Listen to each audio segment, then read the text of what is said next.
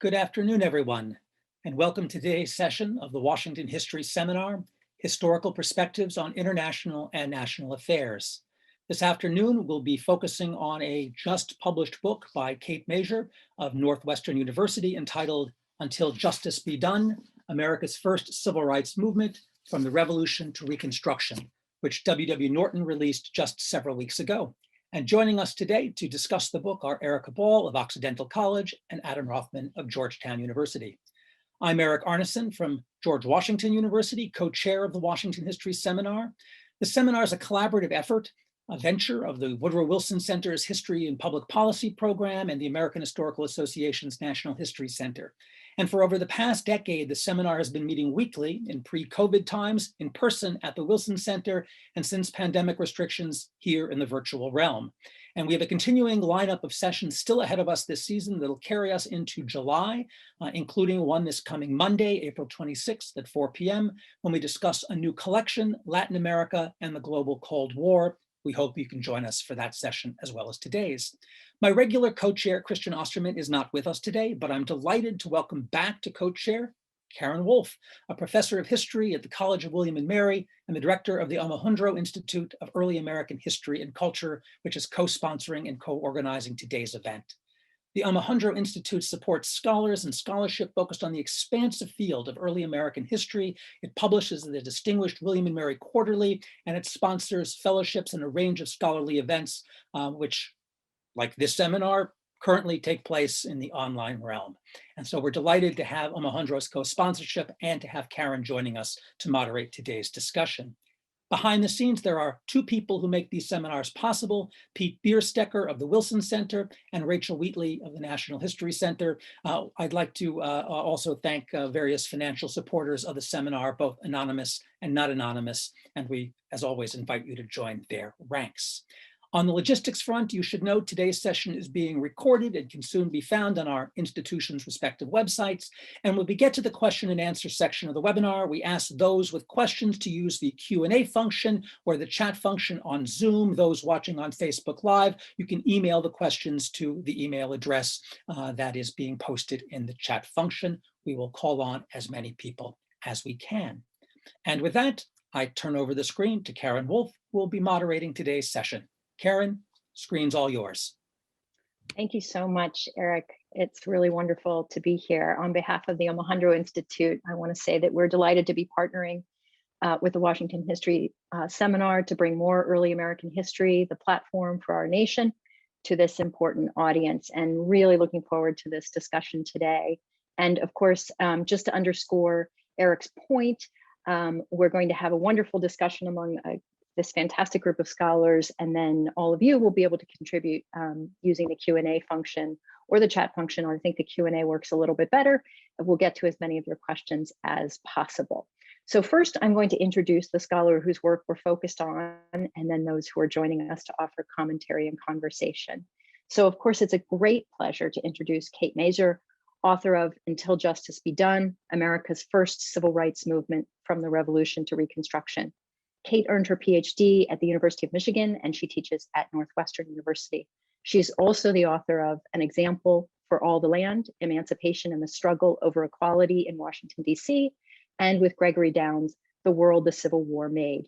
Kate also regularly writes for public audiences in such outlets as The Atlantic. And we have two fantastic historians joining us to discuss Kate's book today. First, Erica Ball, who is Mary Jane Hewitt Department Chair in Black Studies and Professor of Black Studies at Occidental College. Erica earned her PhD at the Graduate Center at the City University of New York, and she has just published 2 books in the last year. I had to double check and sort of check my eyes there. 2 books in the last year, 2 wonderful books. Madam C.J. Walker, The Making of an American Icon, a cultural biography of the groundbreaking African-American hair care pioneer, businesswoman, and philanthropist.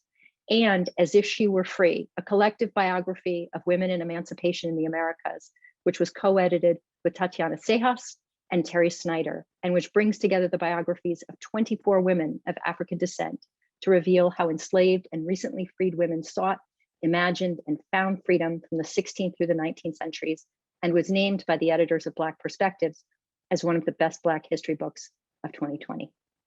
We are also joined by Adam Rothman, who is professor of history at Georgetown University. Adam earned his PhD at Columbia.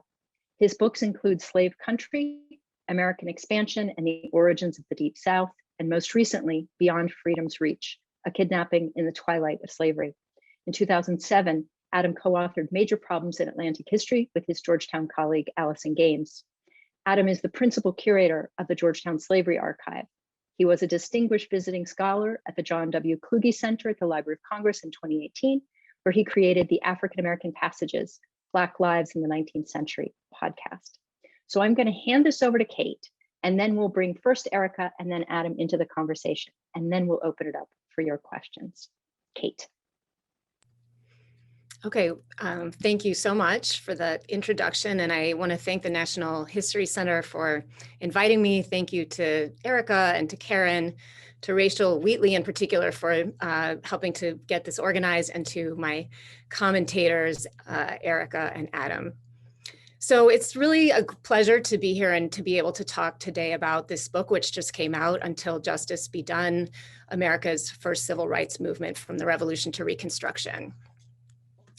This book unearths and tells the story of a substantial, wide-ranging debate about race and civil rights in the free states from the late 18th century through the Civil War. I argue that across this period, and particularly from the 1820s through the 1850s, a broad-based movement for racial equality and civil rights emerged and made significant headway in Northern politics, to the point that by the late 1850s, Republican Party leaders shared a commitment to the principle of racial equality before the law. When in power during the Civil War, Republicans implemented this vision wherever they believed they had power under the Constitution. The Lincoln administration declared African American citizens of the United States, welcomed Black diplomats from Haiti, and eventually equalized pay between Black and white soldiers, and Congress also took steps to implement this vision of racial equality before the law. When the war ended, Republicans extended the principle of racial equality and civil rights into the states. In short, the decades-long social and political movement that I describe in this book gave shape to the nation's first major civil rights measures, the Civil Rights Act and the 14th Amendment. Generally, the book traces two main axes of struggle, state and federal. And that's what I'm going to kind of outline for you now. First, I write about efforts to repeal what were known as Black laws in the states of the lower Midwest. Starting in Ohio in 1804, the states and territories of the Old Northwest adopted laws commonly known as Black laws that required Black residents to register with local officials, get others to post bonds for their good behavior, and carry evidence of their freedom.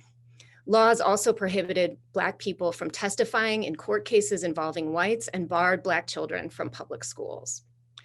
By state constitution, African-American men were barred from voting, or as it was worded at the time, the vote was for white men only.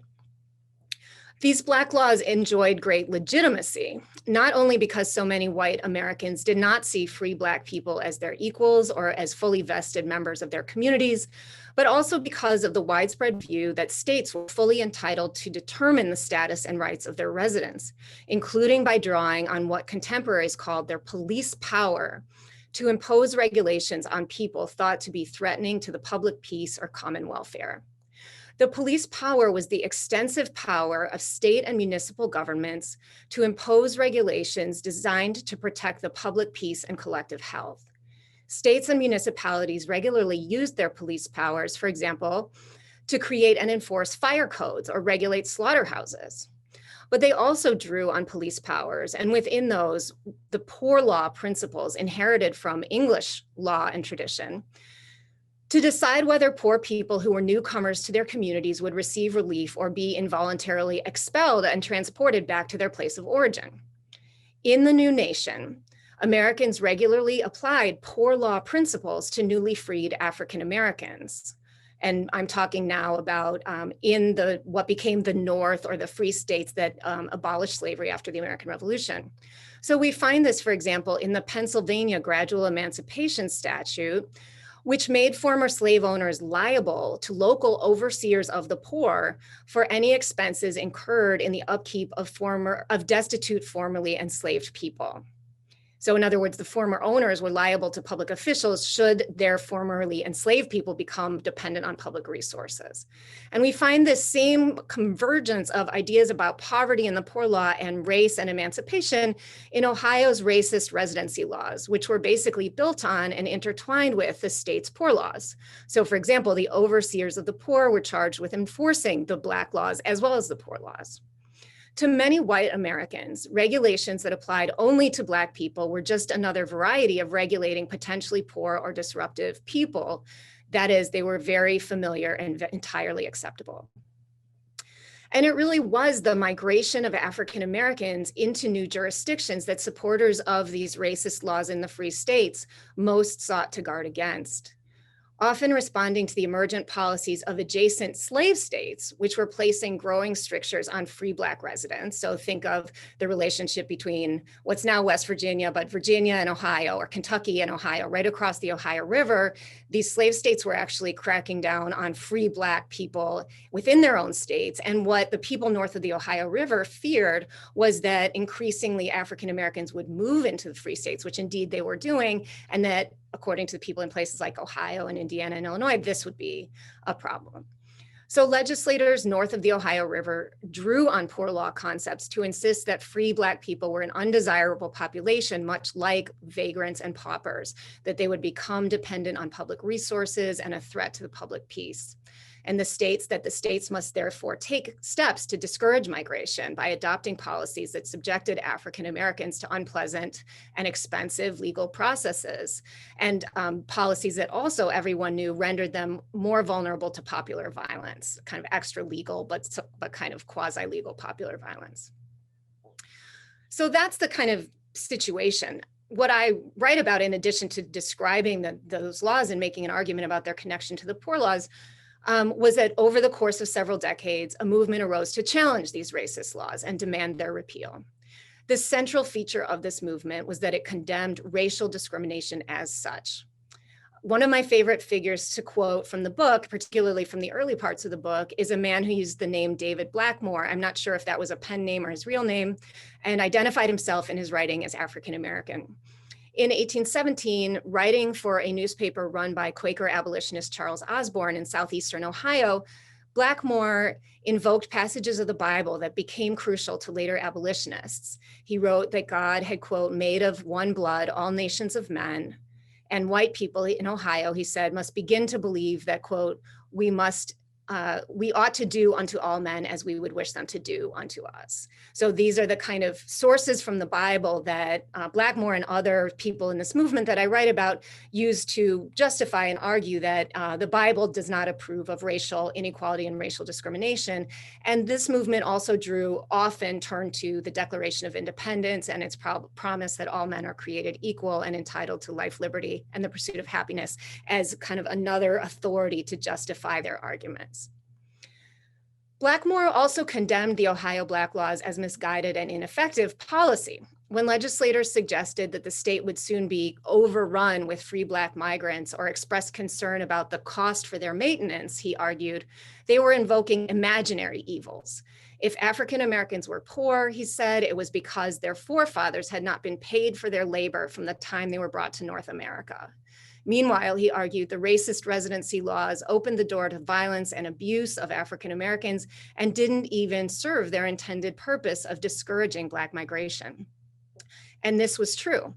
In every decade of the antebellum period, Black populations of all the Midwestern states grew steadily primarily as a result of African Americans migrating into those states from the slave states, with one exception of the decade of the 1850s in Indiana alone. So the movement against the Black laws of Ohio and other Midwestern states gained new footing in the 1830s with the rise of radical abolitionism.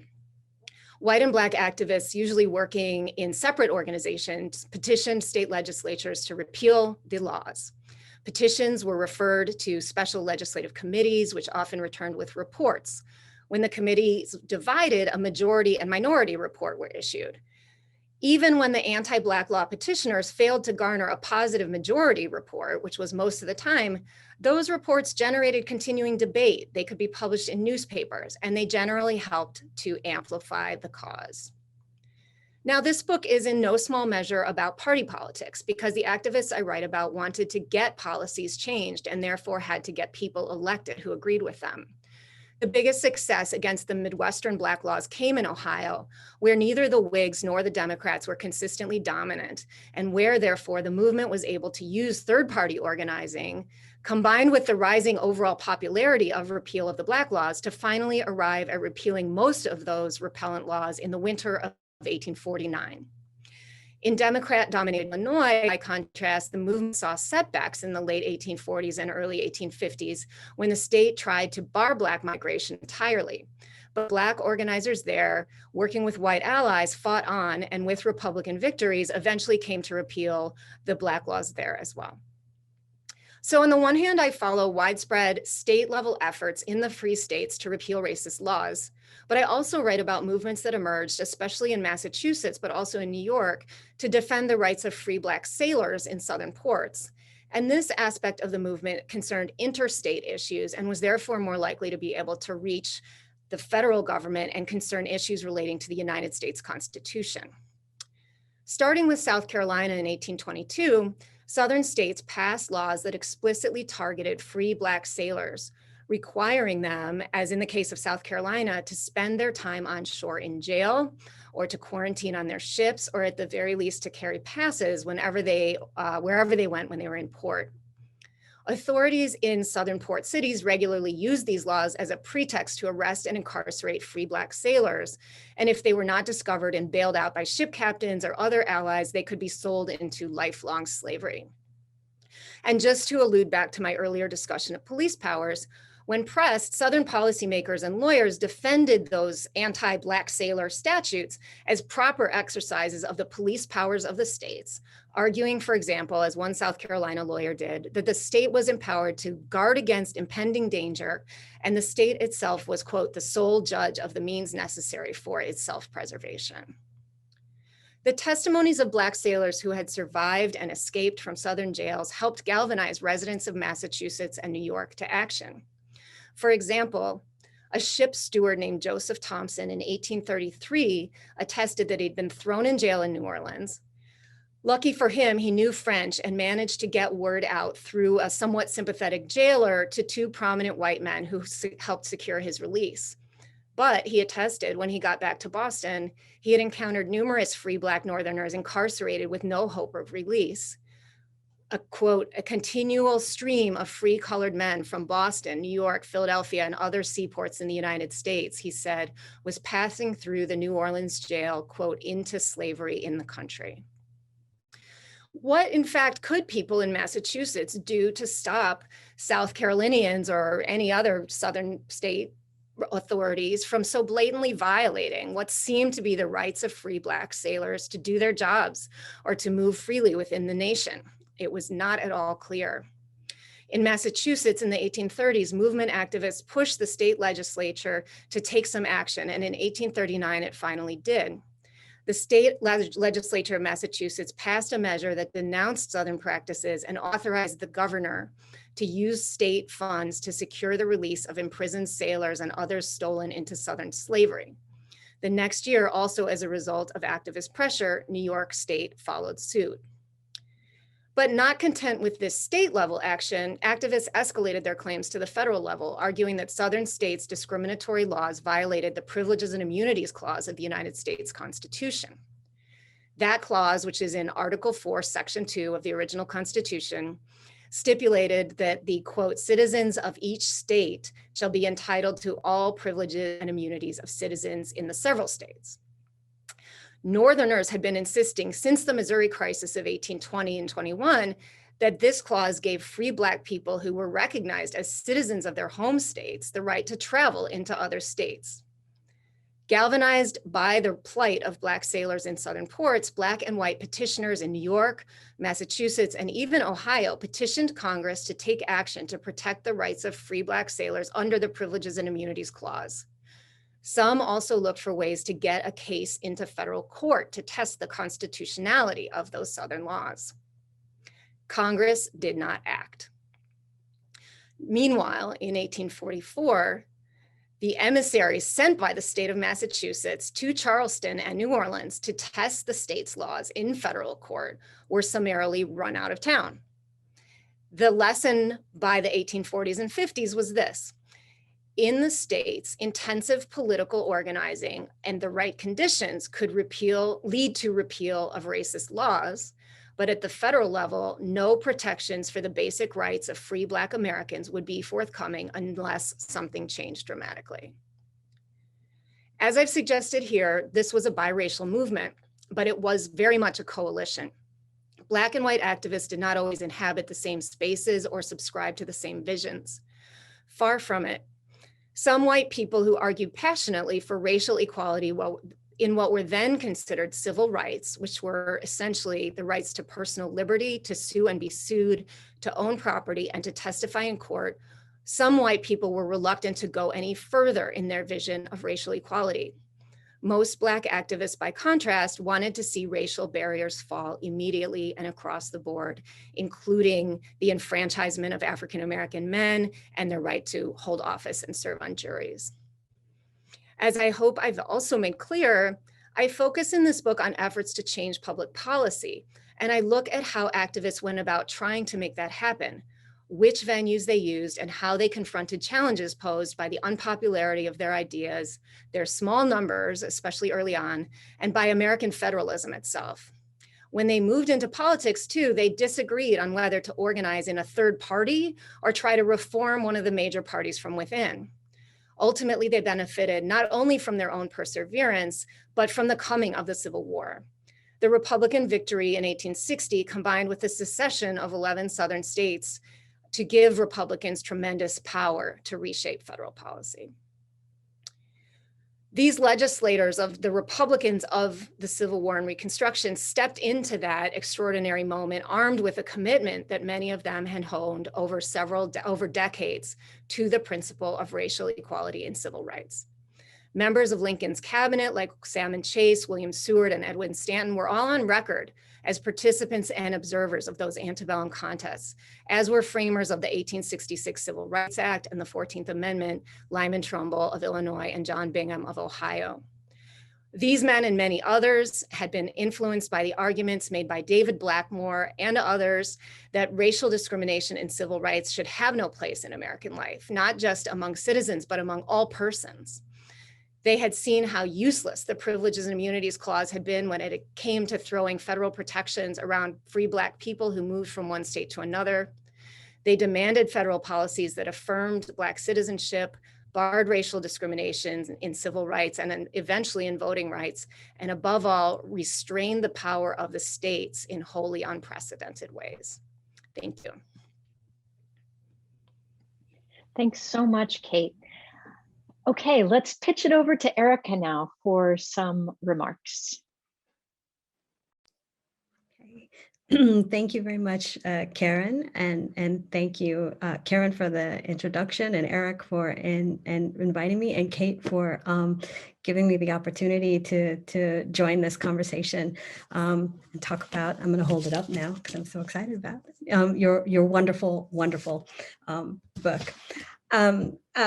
First, I'm going to say that I'm not a political historian. I'm a cultural historian, and so I tend to spend more time on the literary side of past events. So this is a real treat for me.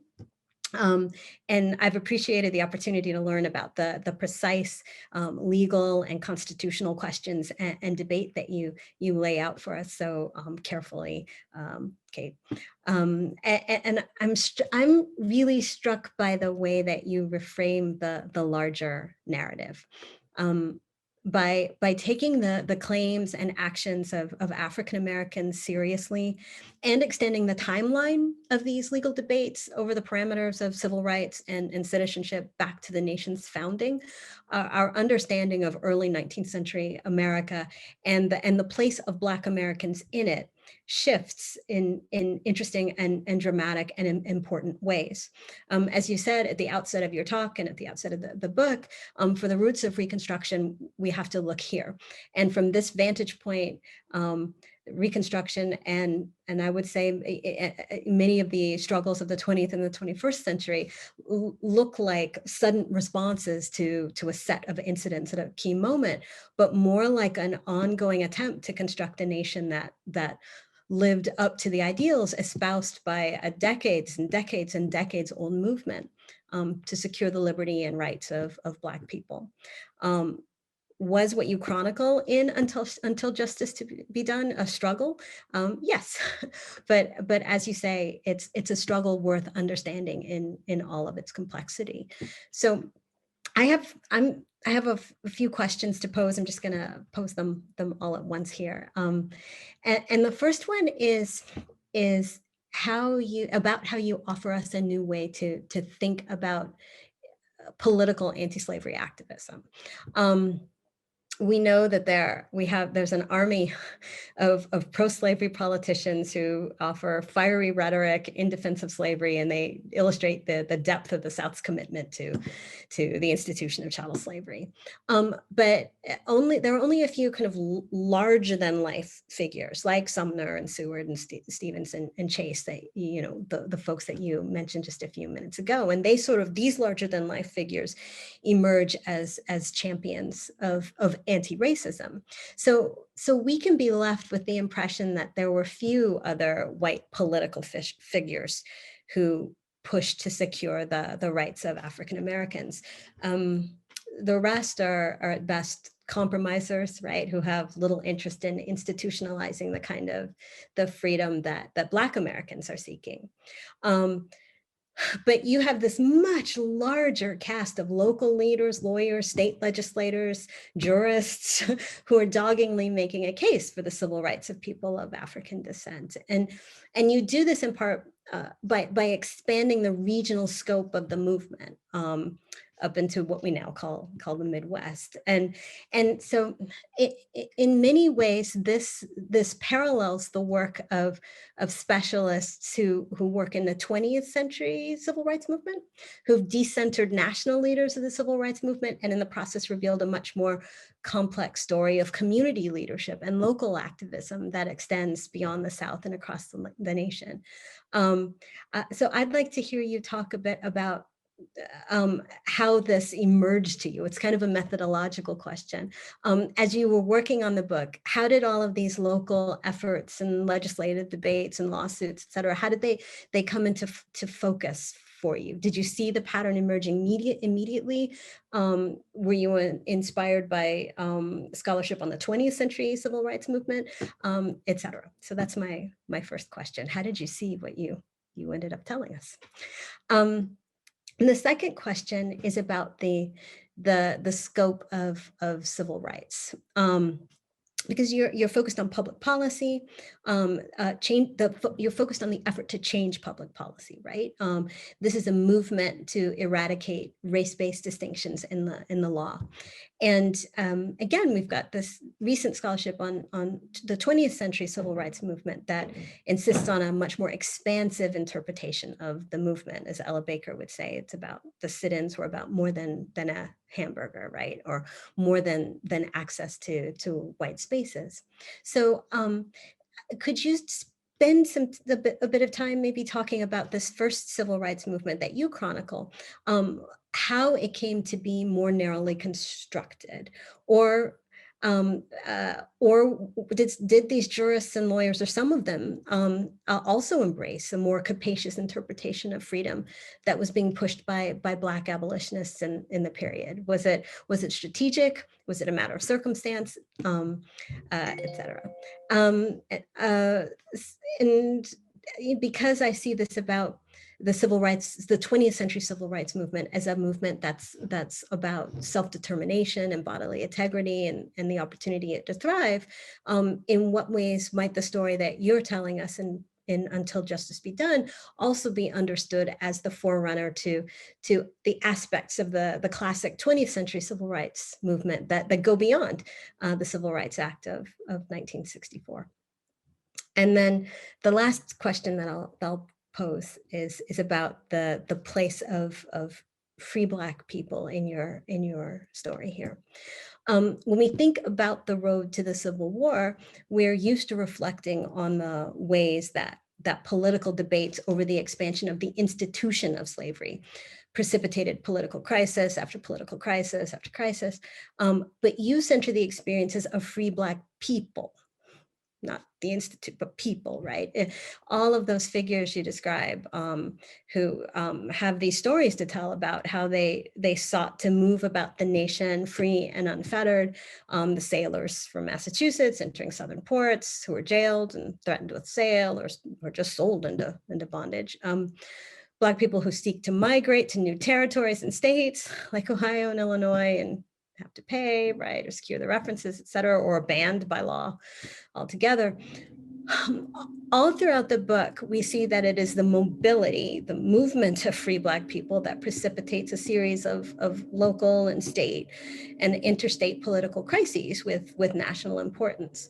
So it's not simply the institution the institution of slavery, that's this paradox that it stabilizes the nation. It's the actual existence of free Black citizens or inhabitants or denizens or residents, right, depending on the state, who are throwing sand in the gears of the political workings of the United States. So your book really reveals this tension, right? First, you have all of these cases of Black Americans who are determined to experience freedom in all of its fullness. These are Black folks who obtain lawyers and file suits, who draw upon powerful allies, who organize political conventions of their own, all in an effort to fight for equality before the law and the rights of citizens.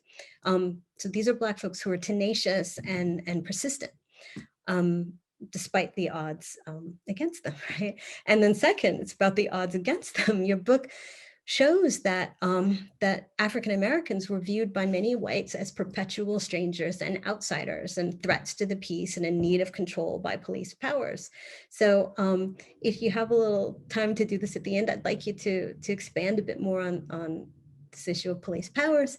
And then how should this tension between these two competing visions of the nation and the proper place of Black Americans in it change the way we think about or teach the history of Reconstruction or the rise of Jim Crow?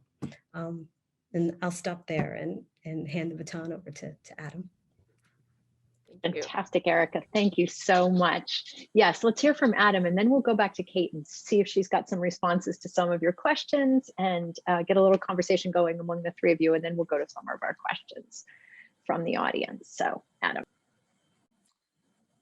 And thanks to Eric and the National History Center for this opportunity to talk about a great book, Until Justice Be Done. You know, I've been a Kate Masur fan ever since An Example for All the Land, her book about emancipation in Washington, and this is just a great sequel to that. This is a readable and relevant history for our own anti-racist moment. It really focuses on the question of where the 14th Amendment comes from, the language of citizenship and equal protection. What are the origins of those ideas? And Kate's book reminds us that it's not just a matter of the immediate post-Civil War moment, but that those ideas have a long history going back to the Revolution and were forged in struggle, political struggle and organizing, in many ways over the status of free Black people in the North, as Erica says. So it's an incredibly relevant and timely book. I also want to emphasize its readability. Let me just read one very brief passage from the book that illustrates that. I love this. This is maybe my favorite little bit of the book. In this passage, Kate is writing about Lincoln's Attorney General Bates, who had just published or just written an opinion, basically that Black people could be citizens. And he's talking about how narrow his decision is. And it says, and Kate writes, he had tried to answer as a, quote, cold matter of law, only the question that had come before him. And then she quotes, enough for me, and for the question, he said, if I have succeeded in placing upon impregnable grounds of law and logic the proposition that a person may be a citizen without being white, that is all I aimed at, unquote. And then Kate writes, that was a lot. That was a lot. I love that sentence, that was a lot. It's kind of understated, but it really makes an important point that whatever limits in retrospect, emancipation and the enshrinement of legal equality in the 14th Amendment had, in retrospect at the time, it was a lot. It was a lot. And it's really important, I think, to keep that in mind, to understand history as people lived through it, to understand the truly revolutionary quality of the changes that took place during and after the Civil War. I think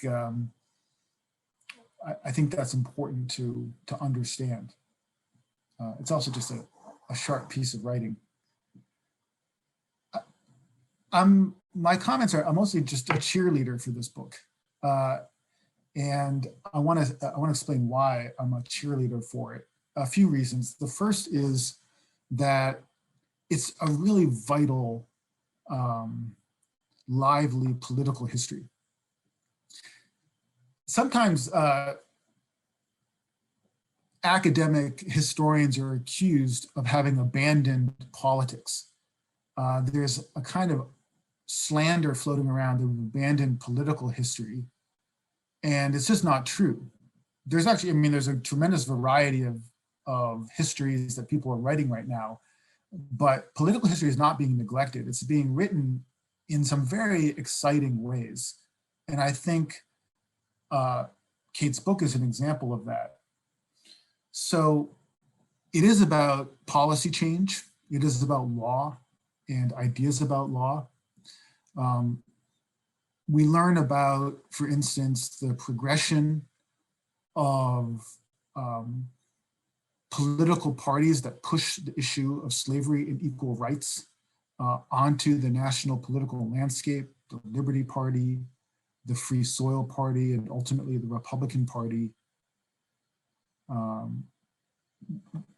which are crucial in breaking that the grip of the Whigs and the Democrats on the American party system. But underneath that, and this is, I think, one of the places where Kate's book really shines, she shows a strata of organizational and associational life that undergirds that politics, that informs it and energizes it.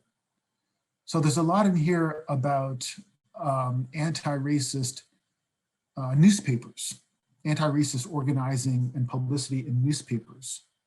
There's a lot about petition campaigns around particular issues that abolitionists wanted to see changed. We learn about the so-called colored conventions in the North that attacked the racist laws that discriminated against free Black people in the North. So there's this strata of associational life and organization that provides the foundation for the anti-slavery politics that really explodes in the 1840s and 1850s.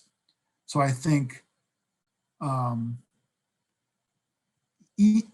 if you think you're not interested in political history of the 19th century, read this book, and you might find that, in fact, you are. The second thing about this book that I think is really important is while there's a recognition of the intense and pervasive racism that Black people faced in 19th century America, there's also a hopefulness here, a recognition that change can and does happen under certain conditions. So this book documents an interracial reliance for democratic reform that in its own terms in the 19th century is remarkably successful. And on some level, that's just inspirational. And anybody who's interested in anti-racist organizing today, who wants to know the history of that activity, I think will benefit from reading this book and learning about the strategies that anti-racist politics mobilized around in the 19th century. It is clear that African Americans had the broadest vision of democracy in the antebellum era, but they lacked the power to enact it because they were excluded from politics for the most part. So they found ways to organize, they found allies in northern white, particularly abolitionist communities, and they worked their ideas through the political system, taking advantage of kind of weak points and vulnerable points and critical points in the political system. And one thing that was really striking to me is that, you know, there are these moments, especially in the 1850s, where if you're an abolitionist, you would be in deep despair. The Fugitive Slave Laws passed in 1850. The Missouri Compromise is blown apart in 1854 and 1855. The Dred Scott decision comes down in 1857. I mean, this is a catastrophe in so many ways for the anti-slavery movement and for principles of anti-racism, but it's at that very moment that anti-racist organizing breaks through, and anti-slavery organizing breaks through into the political system and gets organized through the Republican Party. So that's amazing. The question is, why did that happen?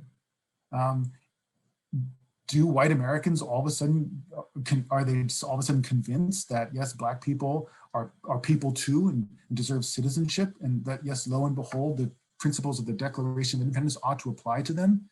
Do the scales just fall from people's eyes in the 1850s? No, something else is happening that makes these ideas, take hold at that moment. And I would love for Kate to kind of reflect on what it is that makes these ideas powerful in the 1850s when they hadn't been as powerful before. Part of the answer, I think, is in organizing, but it's also about circumstances.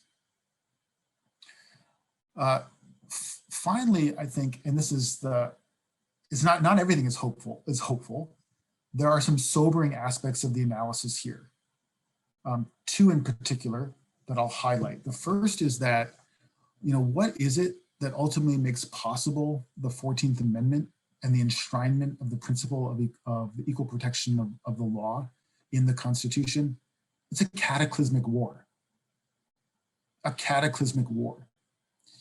Is that what it takes to get fundamental radical change in America?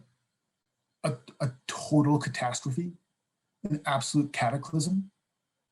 I think even in the late 1850s, most radicals in American politics couldn't even imagine what would come down the pike, just 5 years later. So does it take a war? Is it gonna take a war? Is the implication of that question.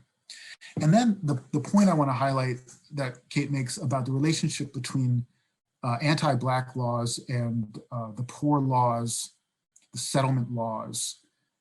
She argues in the book that many of the anti-Black laws that are passed in the North are rooted in the police powers to control various kinds of undesirable and dangerous elements of the community. And that when anti-Black laws are repealed, they're often replaced by laws that continue to target poor people,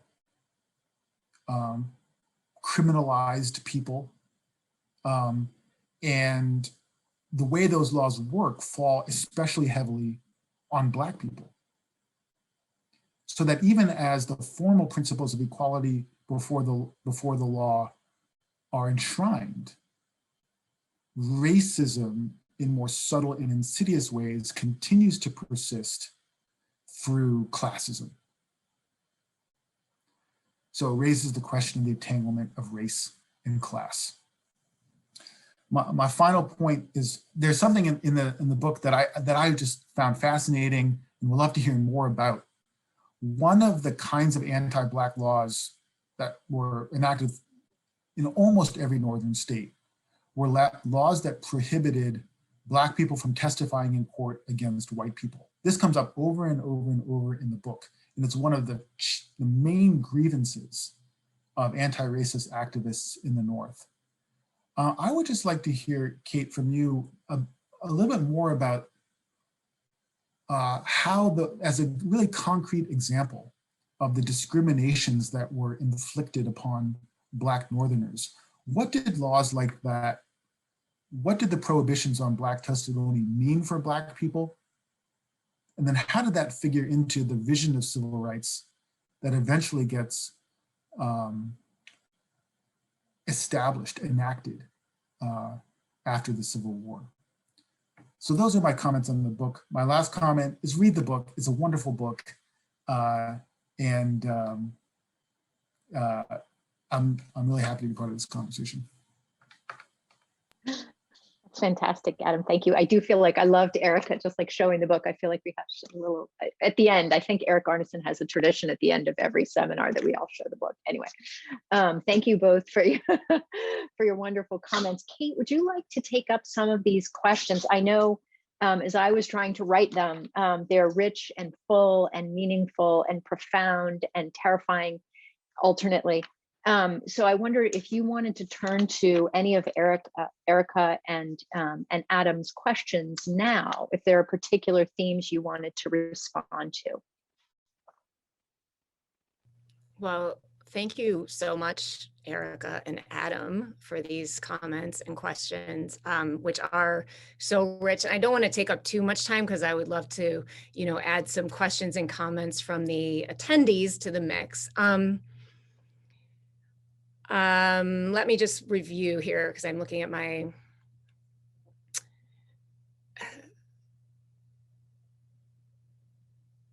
okay, so I guess I kind of wanted to combine Erica's second question about the scope of civil rights and, as she kind of put it, like they were narrowly focused on repealing racist laws. And then we're sort of accustomed to thinking for the 20th and 21st century civil rights movement or, Black freedom struggle alone, calling it that reminds us of a more capacious definition of freedom. I think Erica said, sort of self-determination, bodily integrity, the opportunity to thrive. And so one question is like, well, how were those ideas present in the movement that I study?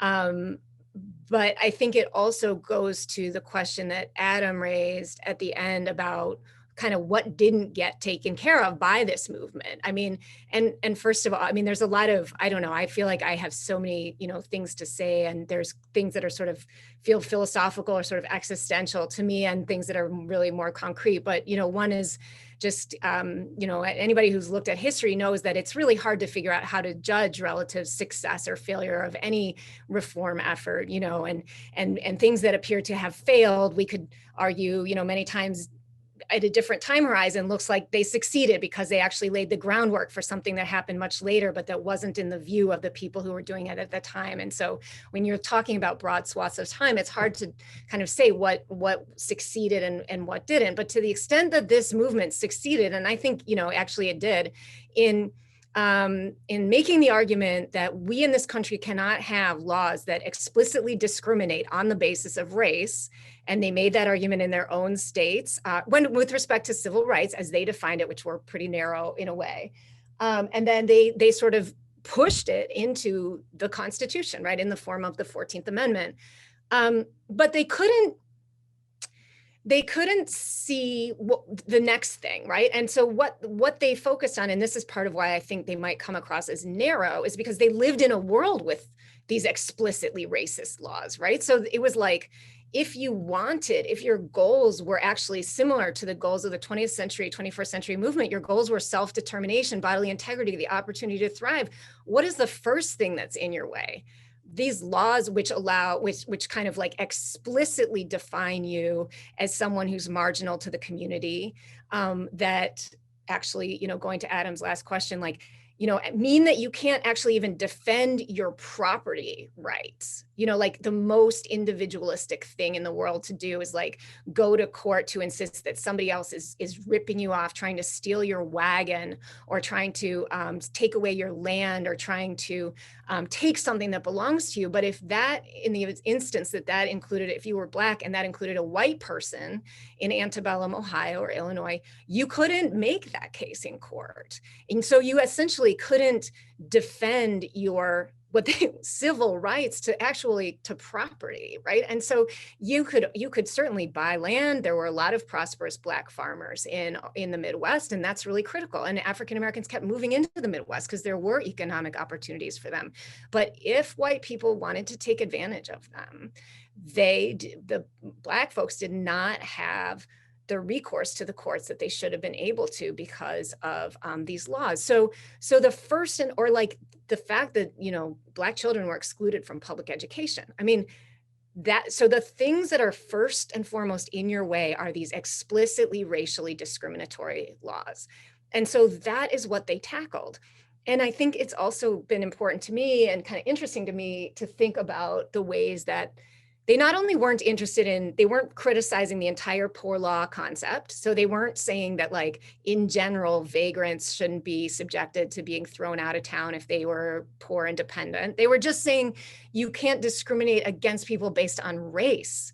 That is the injustice. That's what's unfair. They also weren't making an argument, for the most part, for like women's equality, or for, the idea that like this argument against racial discrimination would immediately translate into some universal vision of equality where married women were not also subjected to married women's property laws, had to forfeit their property to their husband. No, that was not some of them favored that kind of thing. But if we're talking about the issues around which this coalition, came together, it was racial discrimination in law is wrong and we need to get rid of it. And other issues of equality and inequality and things like that were not their issue. And so when you then get to the point where they actually kind of win something really major, right? They like get to this point where the right people get power in the United States and they change the Constitution, and they're going to, for a while, try to enforce that Constitution. Although, as we know, that goes by the wayside pretty quickly. They're not already looking ahead to the problem that, well, what are wily people who still want to perpetuate these kind of racially oppressive systems going to do? They're going to pass facially neutral laws and enforce them in a discriminatory way, right? And so that's the problem, right, that we're left with. That is the problem. And as people have recently been pointing out, just about the issue of voting rights, right? The 14th and 15th Amendment really made a difference here, because the oppressive laws that Southern states in particular went on to pass later in the 19th century and the early 20th century did not discriminate explicitly based on race, because that had been rendered unconstitutional by the 14th and 15th Amendments. So all of those, so if you're looking for like the Jim Crow voting laws of the bad old days to be like, oh, saying explicitly Black people can't vote. No, they didn't do that because they couldn't do that under the 15th Amendment.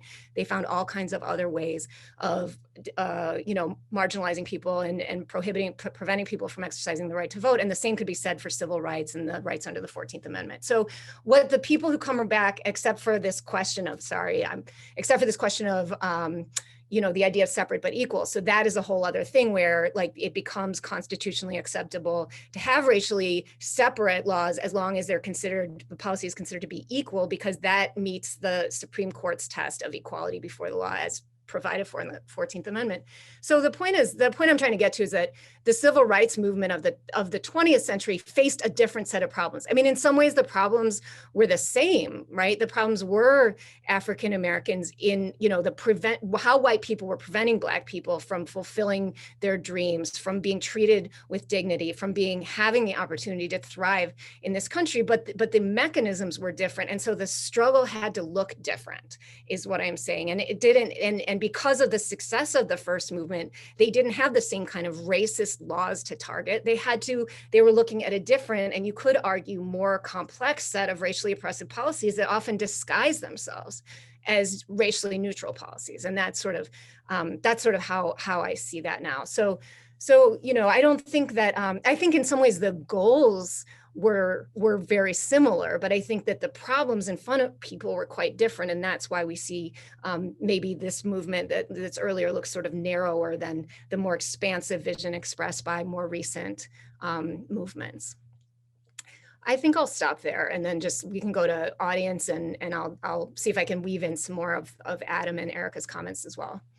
Okay, that would be great. Kate, you've raised so many questions along such a long chronology. I think that's what's so exciting and so challenging, is that the chronology is so expansive, and the sense of both wanting to incorporate an even longer chronology, that is the 20th century, and even deeper and richer forms of reform activity. And we have so many great questions. I am, however, going to throw this over to my co-host, Eric, for the first brief question, and then we will get to some of the fantastic questions that the audience has asked. But I'll let Eric go first. Thank you, Karen. Kate, one of the contributions of the book, one of the multiple distinctive contributions, is the emphasis at times on what replaces the racially based laws. And you talk about the ways in which local and state laws, target the indigent, the vagabonds, the unemployed, and the others. Similarly, not economically well-to-do. So kind of class legislation replaces explicitly race legislation. With regard to the South in the post-war period, this is quite evident, and the literature is full of examples on how white Southerners continue to exercise their racial vision through other language and other techniques. With regard to the North and with regard to the West, what I didn't get a sense of, because this goes kind of beyond chronologically where the book ends, is the extent to which this replacement with class legislation affected, and this is my question, how many people? Whites as well as African Americans. And so when I read the Black press, and I wasn't looking for this, so maybe if I return to it, I would see it differently. I don't see this as being a particular concern that emerges in journalism or editorials in the Black press in the late 19th century. Yes, with regard to the South, but not necessarily with regard to class legislation in the North. So if you could just speak briefly about kind of just the expansiveness of this legislation, the numbers of people it affected, and just how it actually kind of weighed down on poorer people in the late 19th or early 20th century. Yeah, so you mean anti-vagrant, yes, pauper legislation in the North that was not prohibited by the 14th Amendment and stuff like that. Yeah, so, well, as you said, I'm going to use this get out of jail free card, as it were, or whatever. This is outside the scope of the book. To kind of fill in where I could in the epilogue of the book, I went back to David Montgomery's work and Amy Drew Stanley's work, and to some extent, Bill Novak has some examples as well. Especially the economically volatile 1870s, where there were examples of enforcement of these pauper laws against paupers. And then Cook County was actually an example. Cook County, Illinois had a court the Cook County court said you can't violate the due process rights of paupers, which I think they were probably white because it didn't say they were Black, because the 14th Amendment prohibits it, right? So because actually the 14th Amendment, right, doesn't say anything about race. It says you can't violate the rights of anybody's rights of due process. And so a lot of the practices that were widely accepted before the Civil War about really violating the due process rights of poor people should have been not allowed under the 14th Amendment either. So, I guess, and then I sort of asked around, and I don't think there's a lot of work on this. I mean, there's scholarship a little bit on hobos and kind of urbanization, but I'm kind of also wondering about, and then I think, to really fast forward, maybe you'll see this as totally, a non sequitur, but I do think that when you start to get into the period of the Great Migration, when there's much more like, kind of a new kind of racial tension in northern cities, that similar ideas about the convergence of poverty and race get mobilized in cities and in kind of the policing of Black communities, of these kind of newly large Black communities in Western cities. So that's like an example of, a new iteration of a similar type of gesture or similar kind of idea that's been around, let's say in American culture, but including in Northern or Midwestern culture for a while. But yeah. Great, thank you so much. Okay, Kate, I'm going to condense a couple of questions here that have to do with just some kind of practical context for what you're talking about. And one is about the politics of the political parties that you're discussing. That is the question of, wait, these Republicans sound like Democrats now, and Democrats, in other words, can you just kind of unthread that history for us just a little bit? Because that actually can be confusing if you're not regularly reading the political history of the 19th century. And the second is a contextual point about the influence of resistance and rebellion. That is how important were some of the major sort of rebellions of the early 19th century, particular Denmark Vesey in South Carolina and Nat Turner in Virginia. Do those have an impact on what you're talking about? And there's a third one that's embedded there, which is, how is what you're talking about related to the kind of standard narrative of the abolition movement? I know that's a lot. You can maybe pick one of those. Or maybe but it really is about context. They're all great. So just, okay, I'll do them in order. So the Republicans, so when the Republicans of the 19th century, the Republican Party was a new party, started around 1854, 1855, out of this kind of falling apart of the previous sort of two-party system, which was the Democrats and the Whigs. And those parties were kind of faltering and mostly around conflicts over slavery. And so the Republicans emerged, and the Republicans kind of coalesced around what they're most known for is they coalesce around a consensus that slavery must not expand any further than it already is. And so the first Republican president to be elected was Abraham Lincoln, who was elected in 1860, and they were a Northern only party. There were like virtually zero Republicans in the slave states. And Lincoln gets elected on the strength of Northern votes only. And it is the Republicans who are in charge during the Civil War. It's the Republicans who push for not just, stopping the extension of slavery, but by the end, they're pushing for the complete and total abolition of slavery. And then they push for these additional reforms, which are, really what I'm talking about changing the Constitution to ensure that there's a baseline of fundamental rights in this country beyond just the right to not be enslaved, but also the right to, what we would consider to be basic civil rights, and that there can be no racial discrimination in the right to vote. And so the Republicans of this period, were the more anti-racist of the two political parties, and the Democrats were the party that was much more likely to be aligned with the Ku Klux Klan, to be aligned with white supremacy in the North.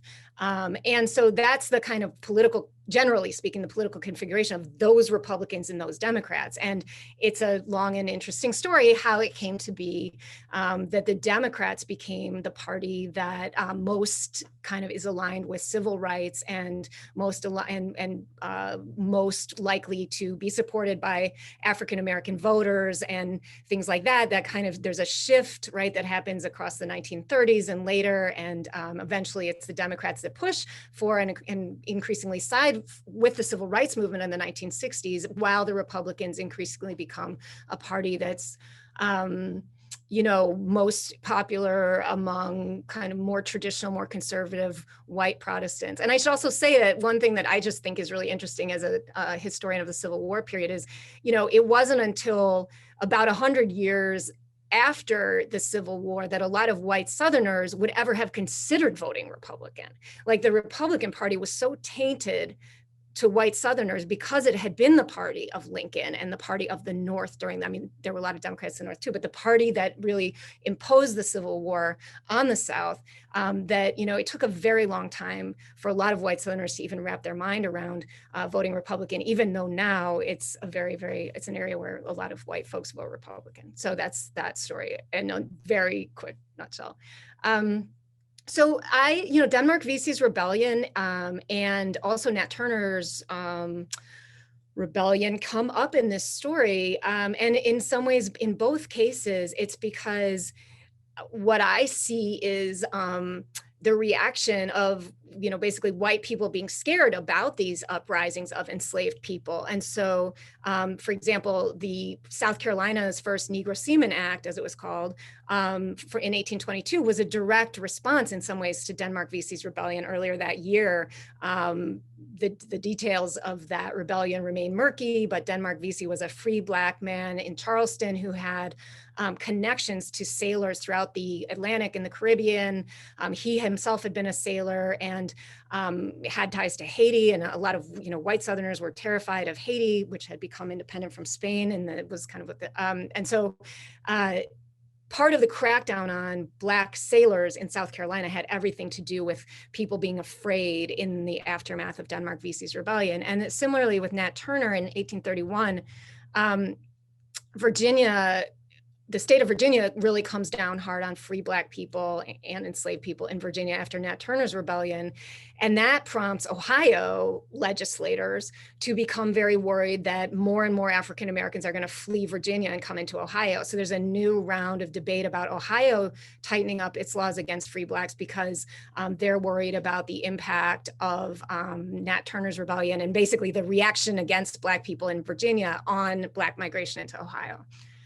And then how does this fit with the scholarship on the abolitionist movement? So so what I did here was, I really just tried to focus on this debate about civil rights and the rights of free African Americans. And I think there's what I noticed as I kind of went back to a lot of, really great studies about the abolitionist movement was that, one thing was, a lot of times talking about this debate about racial equality and civil rights was a little bit of an afterthought to studies of the abolitionist movement. So they would say, something like, well, of course, and also usually the white people that were identified in that would be like William Lloyd Garrison and his small circle of people. Of course, they also believed in racial equality in every other place, or, these white folks would say, well, let's, have dinner parties, interracial dinner parties, or really kind of push the envelope on what at the time was considered to be radical on racial integration, not just in public policy, but in your personal lives.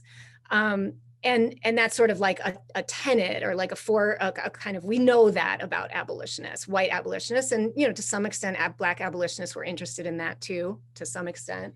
But I think what scholars of abolitionism really hadn't trained their attention on was like the seriousness with which a lot of people who also identified as abolitionists pursued this civil rights agenda in public policy. So the other thing you get kind of caught up on in studying abolitionists is like, were they abstaining from politics or were they invested in politics? And also like these kind of really microscopic debates about how they felt about the process by which slavery should be abolished if it should ever come to pass that it was possible to abolish slavery, and I just tried to bracket a lot of those things and really try to focus on who was making alliances around these questions of trying to get things done for free African Americans in the states and in the federal government. So that's why I think that this study, that's how I think I was able to actually, kind of say something that was a little bit new, given that these are the kinds of questions that people have been, thinking about for quite a while. Thank you. Okay, I'm going to combine a couple of questions here, including one from Roger Bridges and one from Monica Dasgupta, which are really about prejudice and racial animus. That is, you have described some kind of political structures, and you've described political problems and political solutions in a sense.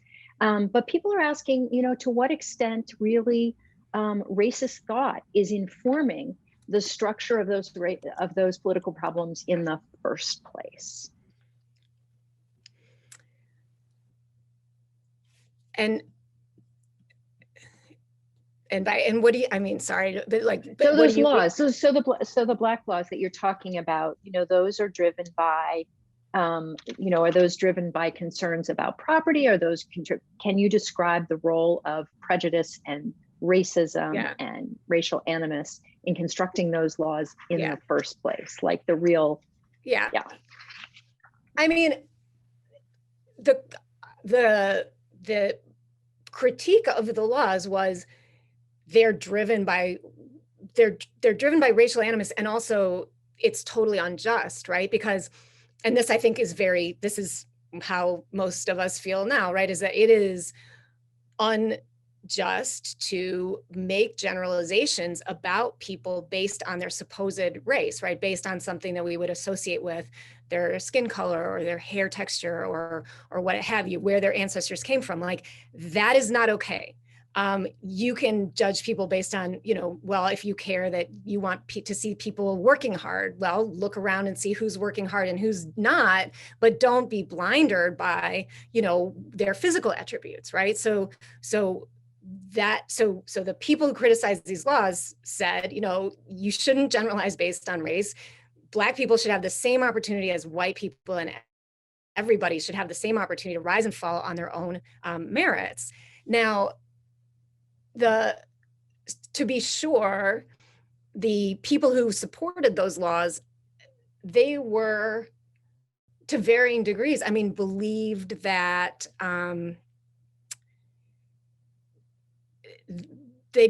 Black people were not desirable members of the community. They may have believed that because they thought there was something physically inferior about people of African descent as compared to people of European descent. So they might have really attributed it to race, some kind of vision of biological race itself. Or they might have thought, well, they're not desirable members of the community because most of them are former slaves and they're really poor. And so we don't really want more poor people coming into the community. Or they're taking jobs from white people, and we don't want these. We don't mind having new people from Europe coming in, but we don't want new Black people coming in from Virginia, whatever. So I guess there's just a conjunction of different reasons, ranging from some kind of belief in biologically determined racial differences to generalizations about people's poverty and neediness or what have you, that cause people to support these type of laws. And I think it's for other historians, like my interest was not in kind of boiling all of that down to, what kind of racial thought they espoused, or like which ones of them believed in polygenesis, and like these various kinds of scientific visions of race that were emerging across the, early decades of the 19th century. I was just more interested in kind of looking at the sources and the ways that people described what they were worried about than the kind of, pseudoscience of race and the particularities of like what they thought the attributes of different so-called races were. Okay. Somewhat related questions come in from Facebook Live, which is asking about the kind of earliest iteration of this. That is that don't these people inherit from the revolutionary period a kind of racial animus about Native Americans as well as about African Americans? And so asking you to back up and think about, isn't that kind of structuring how these laws come to be in the first place? That is, you posit this in the Poor Laws, but you reference the Declaration of Independence. You reference the way that the language of the Declaration is used to combat this kind of racial structure, this kind of racist legal structure. And so this question is asking you to back up and think about, are there other kinds of structures for that? Yeah, I mean, the United States and its antecedents were never racially innocent, right? And so to me, it's a question of, and any historical study drops in on whatever moment you're dropping in on. And so to me, it's kind of a question of what kinds of tools and what kinds of arguments did people have at their disposal in the moment that they were living. And so they inherited whatever, kind of predispositions about the superiority of Europeans, or the right of Europeans to this land, or the right of Europeans to enslave Africans or Native Americans. I mean, that was already with them. But I think like one of the things that is also worth reminding, because it hasn't really come up in this conversation, is the purposeful ways that some people, some white folks at the founding also tried to, suppress, to make arguments for universal human equality and suppress these racial prejudices and dispositions. And so, I mean, I use an example of the Articles of Confederation before the Constitution, where it's like basically the predecessor, the clause of the Articles of Confederation that's the predecessor to the Privileges and Immunities Clause, where it has to do with the right of persons. They are all at that point very ambiguous about the language they're using, whether it's like persons or citizens or whatever. And they want to say something about the right of people living in one state to travel freely and do commerce in other states. And okay, fine, they're hammering that out. And then the delegates from South Carolina proposed that they should add the word white to it, because they should say, this is about the right of white persons to travel and do business and blah, blah, blah. And that gets voted down, right? And so it goes in without the language of whiteness, which means it goes in without any racially exclusionary language. And like later, I mean, that becomes very important to a lot of the people in my book. They know about that debate in the article over the Articles of Confederation, and that, among many other aspects of the early founding period of the United States, they go back to say, look, like in New York, when slavery was abolished in New York State, there were no race-based restrictions on the right to vote. That only came in 1821.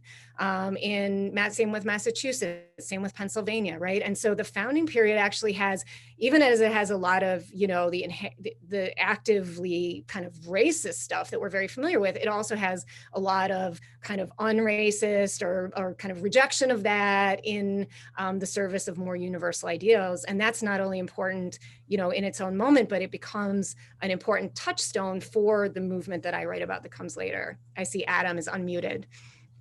All I wanted to say was that this is precisely what Lincoln and Douglas are debating against each other in 1858. The Lincoln-Douglas debates turn on the question, to a great extent, of what was the Declaration of Independence all about? What was the American Revolution all about? Did the phrase "all men are created equal" include Black people or not? Lincoln said it did, and Douglas said it didn't. And this was the debate going on in the North. And I think that is, your book is really kind of trying to explain that argument that those guys are having in the 1850s. Can I jump in as well and say I agree with Adam's point that this is what your book is explaining, and sometimes I feel like we are living in a moment right now where there's a bit of an all or a nothing, and what your book was the 18th century, was the American Revolution anti-Black, right? Was the context anti-Black, or was it the source of all ideas of freedom, right? It's all or nothing. But what you've given us is something really, really nuanced, and about the push and the pull and the back and the forth and the constant debate, right, over who's the we, and we the people, right? But in addition to that, if we look for the legacy, the history of the Black radical tradition, Black activists claim this moment and claim the rhetoric and claim what Black people are actually able to do in the late 18th and the early 19th century. So we risk a lot when we don't approach this with the same care and nuance that you do, Kate. So I just wanted to. Yeah, thanks so much. Sorry, go ahead, Kate. Oh no, was Adam talking? I was like, just on top of Erica's point, I mean, David Walker, in his appeal to the colored citizens of war, said, read your own damn declaration, people, white people, read it for yourself. This is what it says. Live up to it. And he's very clear about the same, like the importance of the rights of property, right? And the ability to represent oneself in court. Like that's a through line through the appeal. So yes, yes, yes. I was actually just going to invite you, Kate, to go back to Erica's question about the role of free Black people, in particular, individual people, in the story that you tell. And I think we actually just started to get there. So I wondered if you wanted to continue in that vein. Yeah. Well, I mean, it was really important to me and really, interesting to find out, what Black Northerners were doing, and the extent to which they were defining the terms of this conversation, participating in it, either together or separately from whites.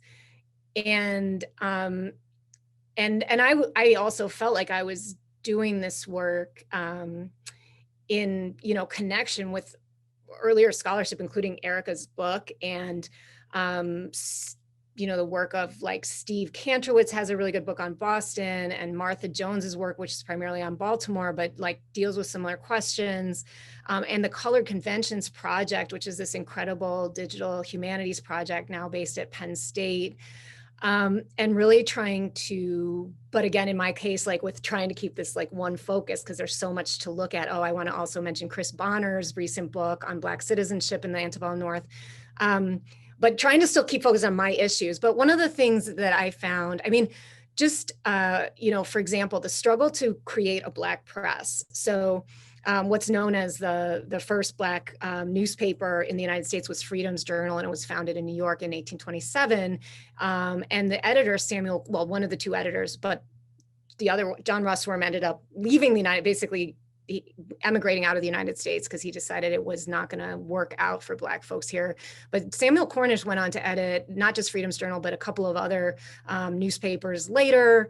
And there's kind of a series. It's always very hard for Black newspapers to survive economically.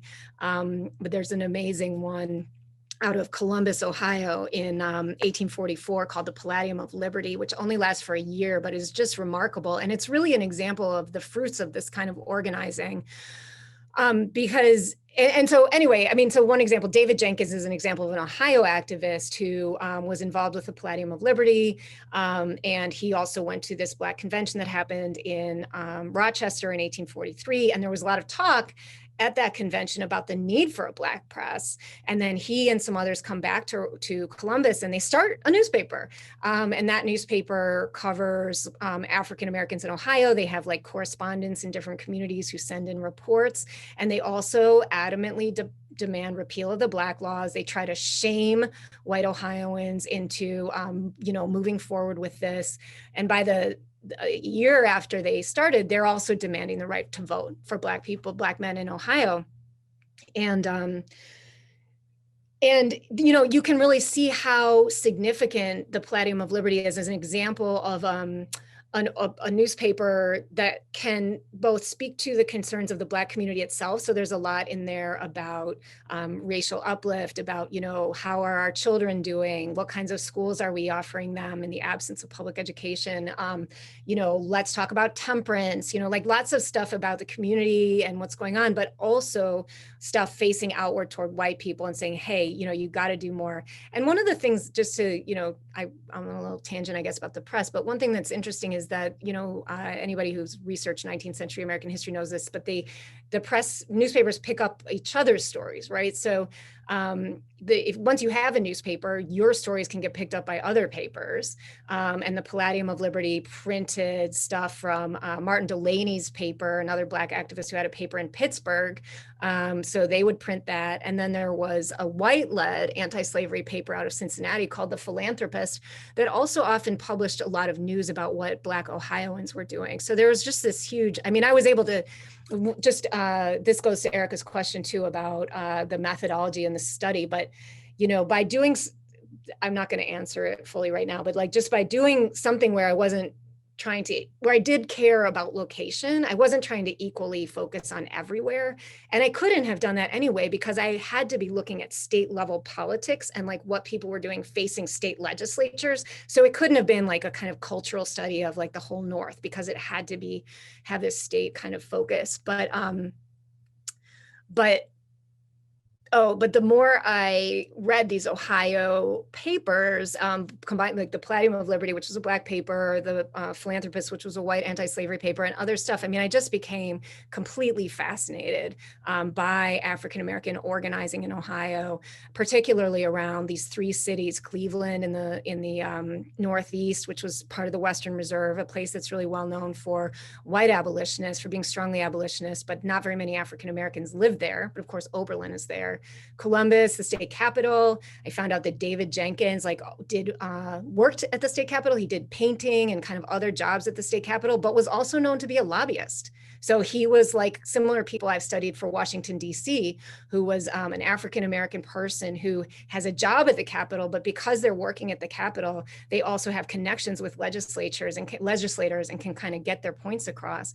And then Cincinnati, on the border of the Ohio River, where there are all these slaveholders doing business there, all these people escaping from slavery coming into Cincinnati, a vibrant Black community that's helping people escape to points further north, and white abolitionists. So anyway, the whole picture of Ohio became completely fascinating to me. Fantastic. Okay, I think maybe we have maybe 30 seconds here before I pass this back to Eric to close us out. What a rich and wonderful discussion.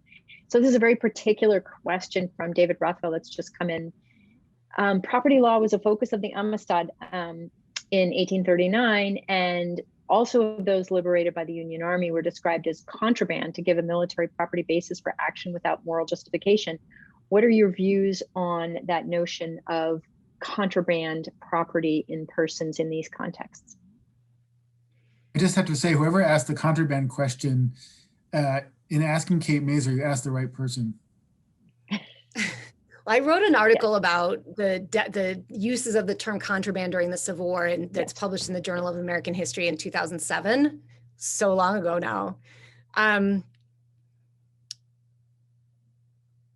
mean, the question of persons as property doesn't come up very much in this book, because I'm mostly talking about places where slavery was outlawed.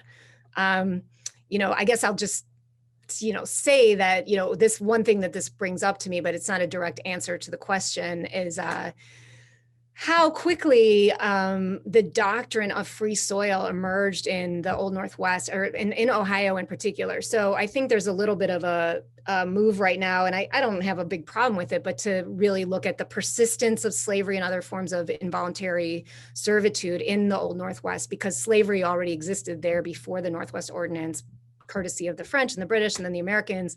And so, yes, there were still some enslaved people, particularly in Illinois, into the 1820s, 1830s, early 1840s. And Illinois in particular, Illinois in particular many people were very slow to really, white people were very slow to really denounce slavery. But in Ohio, there's a really early case, a Supreme Court case from 1821, where they assert that a slaveholder, enslaver from Kentucky who sends an enslaved person into Ohio to do his business, which happened all the time, right? And that guy says, I want to be free, and I'm gonna, this is actually not the exact terms of this lawsuit, but anyway, that guy asserts that they want to be free, or woman, that the enslaver cannot assert that they have any right to grab that person in Ohio and have them come back to Kentucky and continue to be enslaved. So basically, we think that the first time that US courts assert the principle of free soil, that slave owners have no right to claim enslaved people on free soil, is the case of Commonwealth v. Aves, which I think is 1837. It's a Massachusetts case, but there's this case in 1821 in Ohio where the Ohio Supreme Court says the same thing. So they're basically refusing to recognize the property in person's claims of slave owners if the enslaved person makes it onto free soil. And likewise, in that same decision, the Ohio Supreme Court, and this is a decision by John McLean, who later becomes a Supreme Court justice, also says in Kentucky, they see all Black people as suspected slaves. We presume freedom. And this side of the Ohio River, our presumption is that everyone is free. So I was actually really surprised to see that divergence that early on, and Ohio institutions really divorcing themselves from the legal suppositions of slavery that characterized the slave states, because what we generally think is that white Northerners were much more willing to kind of accept that kind of thing for much longer. I mean, it's just one example of one case in Ohio, but it is kind of indicative of the direction that Ohio was going. Thank you so much, Kate, Adam, and Erica. I'm going to hand it back to Eric to close us out. Well, thank you, Kate, Erica, Adam, and Karen, as well as those of you in the audience, and apologies to those whose questions we couldn't get to. Please join us next week on Monday, April, 1 week from today, on the 26th at 4 p.m. when we return to discuss Latin America and the global Cold War with one of its editors, Vani Patida. I'd also recommend to you a book talk this coming Wednesday, April 21st, when the Wilson Center's History and Public Policy program features Serhii Plokhy's new book, Nuclear Folly, A History of the Cuban Missile Crisis, which will take place from 12:30 to 1:30 Eastern Time. So, history programming in abundance. Once again, thank you all for joining us. Good night and take care.